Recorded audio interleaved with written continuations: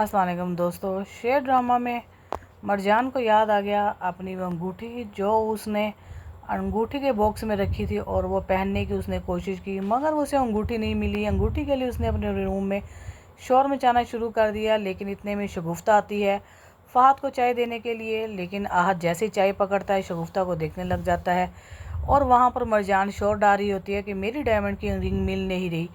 लेकिन आहत तो समझता है वो रिंग तो मैंने शगुफ्ता को दे दी है, एक घर की नौकरानी को। लेकिन वो कहने लगता है कि तुम इतनी परेशान क्यों हो रही, मिल जाएगी तुम्हारी अंगूठी, यहीं कहीं पड़ी होगी। लेकिन मरजान कहने लगी अगर मिलनी होती तो मुझे आज ही मिल जाती, मैं तो कल से अंगूठी ढूंढने की कोशिश कर रही हूँ। वो शगुफ्ता से पूछने की कोशिश करती है गुस्से से, लेकिन आहत बोल पड़ता है और कहता था कि तुम इस बेचारी को इतने गुस्से से क्यों बो रही हो। जिस पर मरजान को गुस्सा आता है और कहने लगती है तुम्हें इसकी बड़ी खैर ख्वाही आ रही है, ऐसी क्या वजह है इस नौकरानी की तरफदारी तुम कर रही हो।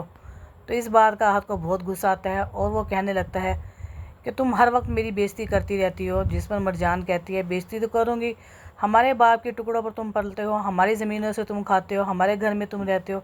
जिस पर आहत को गुस्सा आ जाता है और गुस्से में कहकर वो चला जाता है कि मैं यहाँ पर अब नहीं रहूँगा। जिस पर बदर ज़मान तक ये बात जाती है। बदर ज़मान आहत ज़मान दोनों बात करते हैं। अतीका और डो मरजान को समझाने की कोशिश करती है और कहती है कि मरजान तुम्हारी ज़बान कैंची की तरह चलती है। बदर ज़मान कहता भाभी इसे अच्छे तरीके से समझाए, हर रोज़ यही बात का ताना देती है कि हमारे घर में रहते हैं, हमारे टुकड़ों में पलते हैं। आहत ज़मान कहने लगा बाबा अब मैं यहाँ पर नहीं रहूँगा, हमारी जितनी भी ज़मीनें हैं हिसाब किताब करें और हम उसी में गुजारा कर लेंगे। इतने में शेर आता है और वो बात सारी सुन लेता है। वो कहता है कि क्या हुआ। मरजान कहने लगी कि मेरी रिंग नहीं मिली थी जिसकी वजह से मुझे गुस्सा आ रहा था और ये नौकरानी की फेवर कर रहा था। जिस पर शगुफ्ता अतीका कहती है कि इसे समझाओ शेर किस तरीके से ये बात कर रही है, तो इसका शोहर है, इसका ये लहजा इस तरह का अच्छा नहीं है।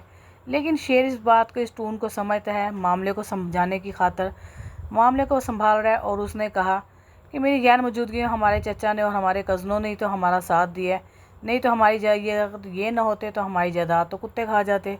जिस पर बदर ज़मान चौंक पड़ता है, लेकिन उसे इस बात का यकीन हो गया है कि शेर को हमारे ऊपर शक नहीं है कि हमने शेर को कत्ल करवाने की कोशिश की है। तो दोस्तों शेर के दिमाग में इस टाइम क्या सोच आ रही है और वो क्या चाहता है, अपनी राय का इज़हार कीजिएगा। वीडियो पसंद आए तो वीडियो को लाइक करें, चैनल को सब्सक्राइब करें। इजाज़त दें, मिलते हैं न्यू एपिसोड में। ओके जी, थैंक यू, अल्लाह हाफिज़।